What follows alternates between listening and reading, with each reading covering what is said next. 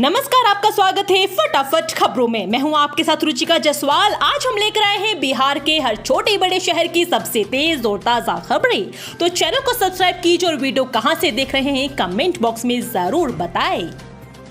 PM Modi करेंगे 18 जुलाई को बिहार पश्चिम बंगाल का दौरा, देंगे विकास परियोजनाओं की सौगात। प्रधानमंत्री नरेंद्र मोदी ने गुरुवार को बिहार और पश्चिम बंगाल को कई बड़ी विकास परियोजनाओं की सौगात दी है। उन्होंने रेल, सड़क, आईटी, ग्रामीण विकास, मत्स्य पालन और ऊर्जा क्षेत्र से जुड़ी परियोजनाओं का शिलान्यास, उद्घाटन और राष्ट्र को समर्पित किया।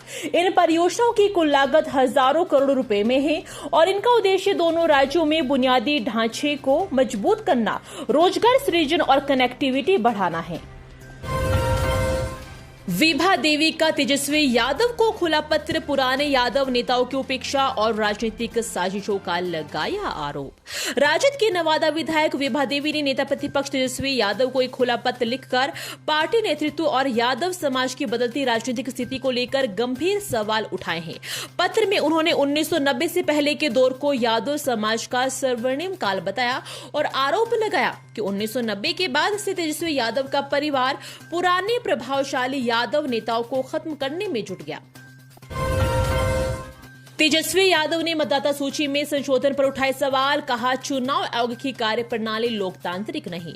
नेता प्रतिपक्ष तेजस्वी यादव ने चुनाव आयोग पर सवाल उठाए हैं। उन्होंने चुनाव आयोग पर गंभीर आरोप लगाते हुए कहा है कि चुनाव आयोग की कार्यप्रणाली लोकतांत्रिक नहीं है। बिहार में मतदाता सूची में संशोधन के नाम पर जानबूझकर वोटरों के नाम काटा जा रहा है। तेजस्वी यादव ने कहा कि 30 तारीख को मल्लिकार्जुन खड़गे के आवास पर दिल्ली में एक बैठक का आयोजन किया जा रहा है, जिसमें गठबंधन के सभी घटक शामिल होंगे। मैं वहां इस बात को सबके सामने रखूंगा। स्वच्छता रैंकिंग में चमका बिहार, पटना को वाटर प्लस और 3 स्टार जीएफसी रेटिंग। सर्वेक्षण सर्वेक्षण 2024 की रैंकिंग में इस बार बिहार के शहरों और नगर निकायों ने शानदार प्रदर्शन किया है। राजधानी पटना को वाटर प्लस का सर्टिफिकेशन मिला है, जबकि गार्बेज फ्री सिटी श्रेणी में पटना और गया को 3 स्टार रेटिंग प्राप्त हुई है। वहीं भागलपुर और सुपौल को जीएफसी में 1 स्टार रेटिंग मिली है। इस साल बिहार के 100 शहरों को ओपन डेफिकेशन फ्री प्लस का सर्टिफिकेट हासिल हुआ है, जबकि गयाची को ODF++ का दर्जा मिला है। यह राज्य के लिए एक बड़ी उपलब्धि मानी जा रही है।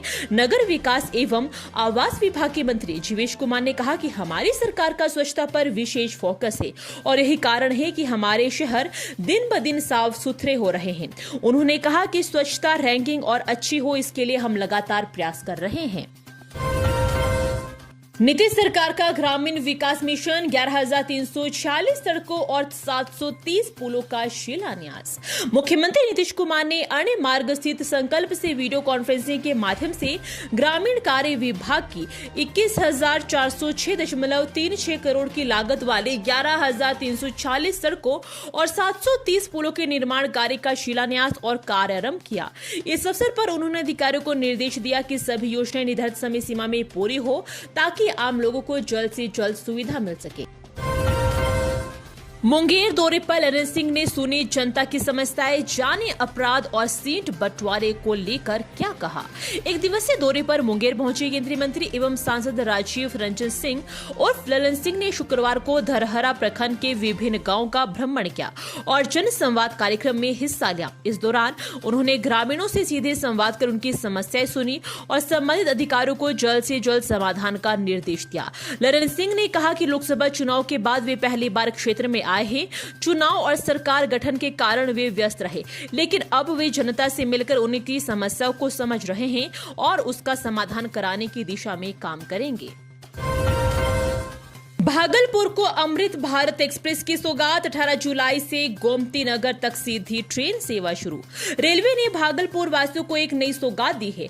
अब गया, वाराणसी, अयोध्या सहित उत्तर प्रदेश के कई प्रमुख शहरों तक की रेल यात्रा और भी आसान हो जाएगी। मालदा गोमती नगर के बीच चलने वाली अमृत भारत एक्सप्रेस ट्रेन के परिचालन को हरी झंडी मिल गई है और इसकी समय सारणी भी जारी कर दी गई है। इसकी जानकारी मालदा डिवीजन के सूचना एवं जनसंपर्क अधिकारी ने दी। उन्होंने बताया कि 18 जुलाई को भागलपुर रेलवे स्टेशन से इन ट्रेन का उद्घाटन होगा और प्रधानमंत्री नरेंद्र मोदी मोतिहारी से वर्चुअल माध्यम के जरिए ट्रेन को रवाना करेंगे। उद्घाटन समारोह में मालदा डिवीजन के DRM मनीष कुमार गुप्ता मौजूद रहे। बाढ़ प्रभावित क्षेत्र का निरीक्षण करने गए सीओ की गाड़ी कीचड़ में फंसी ग्रामीणों ने धक्का देकर निकाला। गया जिले में लगातार बारिश और फल्गु नदी के बढ़ते जलस्तर से उत्पन्न बाढ़ की स्थिति का जायजा लेने गए बोध गया अंचल अधिकारी महेश कुमार की वाहन गुरुवार को कीचड़ में फंस गई। घटना बोध गया प्रखंड के बसराड़ी गांव की है, जहां लौटते समय कच्चे रास्ते में कीचड़ के कारण सीओ की गाड़ी फंस गई। वहां निकालने के लिए ड्राइवर के प्रयास विफल होने के बाद गांव के स्थानीय लोगों ने मदद की और काफी मशक्कत के बाद वाहन को धक्का देकर बाहर निकाला। इस दौरान अधिकारी गाड़ी के अंदर ही बैठे रहे। वहां निकलने के बाद उन्होंने ग्रामीणों के प्रति आभार जताया। मुजफ्फरपुर में पुलिस महकमे में बड़ा फेरबदल, 10 थानों में नए थानेदारों की तैनाती, जाने सब कुछ। बिहार विधानसभा चुनाव की रणनीतिक तैयारियों के तहत जिले के पुलिस महकमे में बड़ा प्रशासनिक फेरबदल किया गया है। देर शाम जिला पुलिस कार्यालय से जारी आदेश में जिले के 10 थाने में नए थाना प्रभारियों की नियुक्ति की गई है। आदेश में सभी नव पदस्थापित अधिकारियों को अविलंब कार्यभार संभालने का निर्देश दिया गया है। जानकारी के अनुसार तिरहुत प्रमंडल और मुजफ्फरपुर रेंज में हाल ही में हुए तबादलों के तहत कई ऐसे पुलिस पदाधिकारी जो लंबे समय से एक ही स्थान पर जमे हुए थे, उन्हें हटाया गया है। उनकी जगह अन्य जिलों से स्थानांतरित होकर आए अधिकारियों को जिम्मेदारी दी गई है। खास तौर पर विधानसभा चुनाव को ध्यान में रखते हुए यह बदलाव किया गया है, ताकि स्थानीय पुलिस व्यवस्था में पारदर्शिता और कार्यकुशलता लाई जा सके। जमीन विवाद बना खूनी संघर्ष, बुजुर्ग की चाकू से हत्या कर शव गड्ढे में फेंका।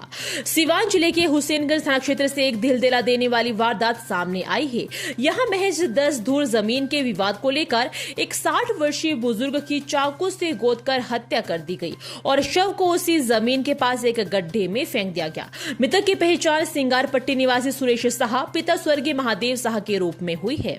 ये थी आज की फटाफट खबरें। हम मिलेंगे अगले बुलेटिन में, तब तक के लिए धन्यवाद। जय हिंद।